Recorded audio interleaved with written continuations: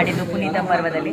So ಒಂದು ಲೆಕ್ಕದಲ್ಲಿ ಅಪ್ಪು ಸರೇ ನಮ್ಮ ಸೇರಿಸಿದ್ದಾರೆ ಅಂತ ಅನ್ಕೋಬಹುದು. ನಿಮಗೆ ಅನುಶ್ರೀ ಮೇಡಮ್ ಫಸ್ಟ್ ಪರಿಚಯ ಆಗಿದ್ದು ಯಾವಾಗ, ಸೊ ಜರ್ನಿ ಹೆಂಗ್ ಸ್ಟಾರ್ಟ್ ಆಯ್ತು ಈ ಅಂತ ನಿಮ್ ಕಡೆಯಿಂದ ನಿಮ್ಮ ಬಗ್ಗೆ ಪರಿಚಯ ಕಡಿಮೆ ಇದೆ, ಅದಕ್ಕೆ ನೀವು ಮಾತಾಡಿ. ನಾನು ಏನೋ 5 ವರ್ಷದಿಂದ ಪರಿಚಯ ಇದೆ ನನಗೆ.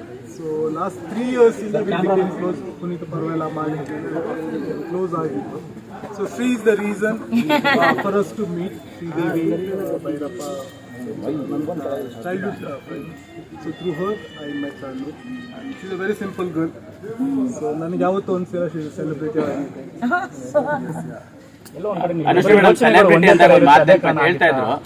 ಏನಿಲ್ಲ, ನಾನು ಚೆನ್ನಾಗಿ ಅಡಿಗೆ ಮಾಡ್ತೀನಿ, ತಿಂತಾಳೆ. So she likes it. There's nothing much. ಅವರಲ್ಲಿ ಇಷ್ಟ ಆಗೋ ಗುಣ ಯಾವುದು ಸರ್? ತುಂಬಾ ಇಷ್ಟ ಆಗಿದ್ದ ಗುಣ ಅಂತ ಬಂದ್ರೆ? She's a very simple girl, very down to earth, very kind. ನಮ್ ಕೊಡಗಿನ ಸೊಸೆ ಆಗ್ತಾ ಇದೀರಾ, ಕೊಡಗಿನ ಜನತೆಗೂ ಖುಷಿ. ಹೌದು, ಅವರು ನಂತರನೇ ನಾವಿಬ್ರು ಪ್ರೇಮಿಗಳು. ಇನ್ ಮುಂದೆ ಗಂಡ ಹೆಂಡತಿ ಅನ್ನೋದಕ್ಕಿಂತ ಹೆಚ್ಚಾಗಿ ನಾವಿಬ್ರು ಲೈಫ್ನ ತುಂಬಾ ಸಿಂಪಲ್ ಆಗಿ ನೋಡೋರು. ಚಿಕ್ಕ ಚಿಕ್ಕ ವಿಷಯಗಳನ್ನ, ಚಿಕ್ಕ ಚಿಕ್ಕ ಸಂತೋಷಗಳನ್ನ ತುಂಬಾ ಇಷ್ಟಪಟ್ಟು ಸಂತೋಷ ಪಡೋರು. ಆ್ಯಂಡ್ ಅವ್ರು ನನ್ನ ಬಗ್ಗೆ ಹೇಳ್ತಿದ್ರೆ ಐ ಆಮ್ ವೆರಿ ಕೈಂಡ್ ಅಂತ. ಆ್ಯಕ್ಚುಲಿ ಅವ್ರು ತುಂಬಾ ಕೈಂಡು, ಅವ್ರಿಗೆ ಒಂದು ಸಹಾಯ ಮನೋಭಾವ ಜಾಸ್ತಿ. ನನಗೆ ಆ ವಿಷಯ ತುಂಬ ಅವ್ರ ಬಗ್ಗೆ ತುಂಬಾ ಇಷ್ಟ ಆಗಿದೆ. ಅಮ್ಮ ತುಂಬಾ ಸೆಲೆಬ್ರೇಟ್ ಮಾಡ್ತಾ ಇದ್ರು, ಅಮ್ಮ ಡ್ಯಾನ್ಸ್ ಎಲ್ಲ ಮಾಡಿದ್ದಾರೆ ಅವರು ತುಂಬಾ ಖುಷಿ. ಬಟ್ ಎಲ್ಲ ಸೆಲೆಬ್ರೇಷನ್, ಎಲ್ಲ ಸಂತೋಷನ ಒಂದು ತಟ್ಟೆಯಲ್ಲಿ ಹಾಕಿ ನಮಗಾಗಿ ಒಂದು ಜೀವನದ ಒಂದು ಮರೆಯಲಾಗದಂಥ ಒಂದು ಖುಷಿನ ಕಟ್ಕೊಟ್ಟಿದ್ದು ನಮ್ಮ ಬ್ರದರು ವರುಣ್ ಅವರು. ಸೊ ಅವರಿಗೆ ಎಲ್ಲ ಮಾಧ್ಯಮ ಮಿತ್ರರ ಮೂಲಕ ಥ್ಯಾಂಕ್ ಯು ವೆರಿ ಮಚ್. ಮದುವೆ ಮಾಡಿಸಿದ್ದಾಗಿರ್ಬೋದು, ಈ ಸುಂದರವಾದ ಅರೇಂಜ್ಮೆಂಟ್ ಆಗಿರ್ಬೋದು, ಮಂಟಪದಿಂದ ಹಿಡಿದು ಪ್ರತಿಯೊಂದು ಕೂಡ ನನ್ನ ಬೆನ್ನ ಹಿಂದೆ ನನ್ನ ನೆರಳಾಗಿ ಅಪ್ಪು ಸರ್ ಪರವಾಗಿ ಇವ್ರು ನಿಂತು ಮಾಡಿದ್ದಾರೆ. Thank you Varuna. Appu sir ಆಶೀರ್ವಾದ ಪಡ್ಕೊಂಡೇ ಹೋದ್ರಿ ಮ್ಯಾಮ್. ಅಪ್ಪು ಸರ್ಗೆ ಒಂದು ಒಳ್ಳೆ, ನಾವು ನೋಡಿದ್ವಿ ಫೋಟೋ ಎಲ್ಲ, ಅದನ್ನ ಸೊ ಹಾಗಾಗಿ ಅವರ ಇರುವಿಕೆಯಲ್ಲೇ ನಮ್ಮ ಮದುವೆ ನಡೀತು. ಅಂಡ್ ಎಲ್ಲಕ್ಕಿಂತ ಹೆಚ್ಚಾಗಿ ಇವತ್ತು ನಮಗೆ ಬಂದು ಬ್ಲೆಸ್ ಮಾಡಿದಂತಹ ಶಿವಣ್ಣ, ಗೀತಕ್ಕ ಅವ್ರಿಗೆ ನಾವು ಯಾವಾಗಲೂ ಚಿರಋಣಿ ಆಗಿರ್ತೀವಿ. ಜಗ್ಗೇಶ್ ಸರ್ ಆಗಿರ್ಬೋದು, ಅಥವಾ ನಮ್ಮ ಪ್ರೇಮ ಮ್ಯಾಮ್ ಆಗಿರ್ಬೋದು, ತರುಣ್ ಸುಧೀರ್ ಅವರಾಗಿರ್ಬೋದು, ತಾರಾ ಅಮ್ಮ ಆಗಿರ್ಬೋದು, ಅನು, ರಘು ಮುಖರ್ಜಿ, ನಿಶ್ವಿಕಾ, ಎಲ್ಲ ಅಂದರೆ V P sir, Hamsalekha sir, Arjun sir, ಇವರೆಲ್ಲರಿಗೂ ಧನ್ಯವಾದಗಳು. ಅವರೆಲ್ಲರೂ ತುಂಬ ಬ್ಯುಸಿ ಇದ್ದಾರೆ. ಆ ಬ್ಯುಸಿ ಸ್ಕೆಡ್ಯೂಲಲ್ಲೂ ಕೂಡ ನಮಗೆ ಬಂದು ಬ್ಲೆಸ್ ಮಾಡಿದ್ದಾರೆ.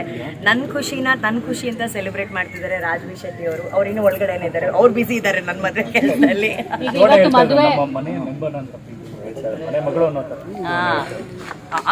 ಅವ್ರು ಹೇಳಿದ್ರು ಅನು ಮದುವೆ ಮಾಡಿಸ್ತೀನಿ ಅಂತ ಹೇಳ್ಬಿಟ್ಟು. ಸೊ ಅವ್ರು ಮುಂಚೆನೆ ಇವ್ರನ್ನ ನೋಡಿದ್ರು. ಇವರಿಬ್ರು ಶಬರಿಮಲೆಗೆ ಒಟ್ಟಿಗೆ ಹೋಗಿದ್ರು ಅಲ್ಲ ರೋಷನ್? ಸೊ ಅವ್ರು ಅವಾಗ ಒಟ್ಟಿಗೆ ಹೋಗಿದ್ರು. ಅದಾದ ನಂತರ ಫಸ್ಟು ನಾನು ಅಣ್ಣನಿಗೆ ಪರಿಚಯ ಮಾಡಿಕೊಟ್ಟಿದ್ದು. ಅಂದರೆ ಇವತ್ತು ಸಾಕಷ್ಟು ಒಳ್ಳೆ ಹೃದಯವಂತರು ಬಂದಿದ್ದಾರೆ. ಫಸ್ಟ್ ಟೈಮ್ ನಾವೆಲ್ಲೂ ರಚಿತಾ ಅವರು ಯಾವ ಕಾರ್ಯಕ್ರಮಕ್ಕೂ, ಯಾವ ಫಂಕ್ಷನ್ಗಳಿಗೆ ಹೋಗೋದೇ ಇಲ್ಲ. ಇವತ್ತು ನನಗೆ ನಂಬಕ್ಕಾಗಿಲ್ಲ ರಚಿತಾ ಅವ್ರು ಬಂದು ನಮಗೆ ಬ್ಲೆಸ್ ಮಾಡಿದ್ದಾರೆ ಅಂತ. ಅವರು ಕೊರಗಜ್ಜ ಸ್ವಾಮಿನ ತುಂಬ ಬಿಲೀವ್ ಮಾಡ್ತಾರೆ, ನಾವು ತುಂಬ ಬಿಲೀವ್ ಮಾಡ್ತೀವಿ. ಅಜ್ಜನೇ ಇವತ್ತು ಅವ್ರನ್ನ ಕಳಿಸಿದ್ರು. ಅಷ್ಟು ಖುಷಿ ನನಗೆ. ಮತ್ತೆ ಪರದೆ ಮೇಲೆ ನೋಡ್ಬೇಕಲ್ಲ ಮ್ಯಾಮ್, ಇವಾಗ ಚೆನ್ನಾಗಿರುತ್ತೆ. ಮತ್ತೆ ನಾಡಿದಿಂದ ಮದುವೆ ಒಂದು ಜೀವನದ ಚಿಕ್ಕ ಭಾಗ ಅಷ್ಟೇ. Of course it's very important, but ಕೆಲಸನೂ ಇಂಪಾರ್ಟೆಂಟ್. ಅವರು ಕೆಲಸಕ್ಕೆ ಹೋಗ್ಬೇಕು ನಾಡಿದಿಂದ.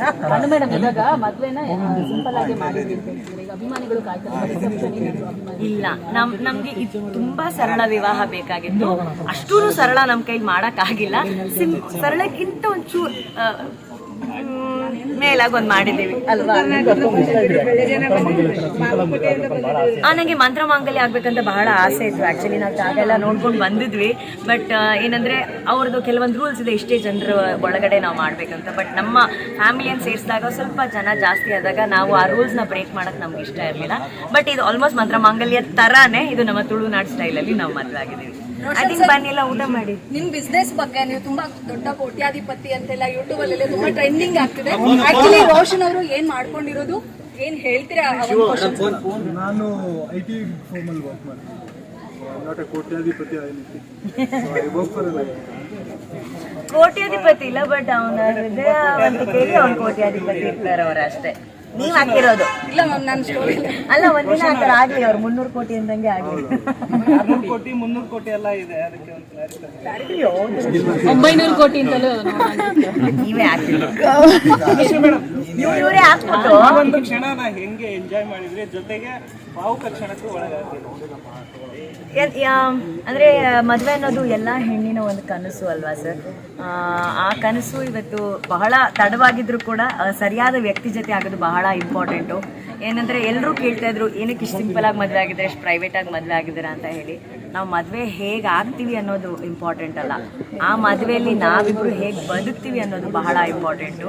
ಸೊ ಮದುವೆ ಒಂದು ದಿನದ ಸಂಭ್ರಮ ಆದರೆ ಜೀವನ ಪರ್ಯಂತ ನಮಗೊಂದು ಜವಾಬ್ದಾರಿ ಇದೆ ಒಬ್ರಿಗೊಬ್ರು ಜೊತೆಯಾಗಿರೋದು. ಸೊ ಅದನ್ನು ನಾವು ತುಂಬ ಜವಾಬ್ದಾರಿಯಿಂದ ನಿಭಾಯಿಸಬೇಕು ಅಂತ ಇದ್ದೀವಿ. ಸೊ ಅದಕ್ಕೆ ನೀವೆಲ್ಲರೂ ಬಂದು ಆಶೀರ್ವಾದ ಮಾಡಿದ್ದಕ್ಕೆ ತುಂಬ ಹೃದಯದ ಧನ್ಯವಾದಗಳು. ಮತ್ತೆ ವೇದಿಕೆಗಳಲ್ಲಿ ಇವೆಂಟ್ಗಳಲ್ಲಿ ನೀವು ಭೇಟಿ ಮಾಡೋಣ, ಬನ್ನಿ ಊಟ ಮಾಡೋಣ. ಈಗ ಏಕಾಗಿ ನಿರೂಪಣೆಗೆ ಬ್ರೇಕ್ ಹಾಕಿ ಹೊಸ ಮನ್ವಂತರ ಅಂತ ಹೇಳಿದ್ರೆ, ಹೊಸ ಮನ್ವಂತರದ ಕನಸುಗಳು ನಿಮ್ಮ ಹತ್ರ ಹೇಗಿದೆ? ಅಲ್ಲ ಆಯ್ತು, ಅಂದ್ರೆ ಒಂದ್ ರೀತಿ ಹೊಸ ಮನ್ವಂತರದ ಕನಸುಗಳೇನು ನಿಮ್ದು ಅಂತ? ಏನಿಲ್ಲ, ಚೆನ್ನಾಗಿ ಜೀವನ ಚೆನ್ನಾಗಿ ನಡ್ಸ್ಕೊಂಡು ಹೋಗೋಣ ಸರ್. ಅಂತ ದೊಡ್ಡ ದೊಡ್ಡ ಆಸೆಗಳು ಏನಿಲ್ಲ ನಮ್ಗೆ.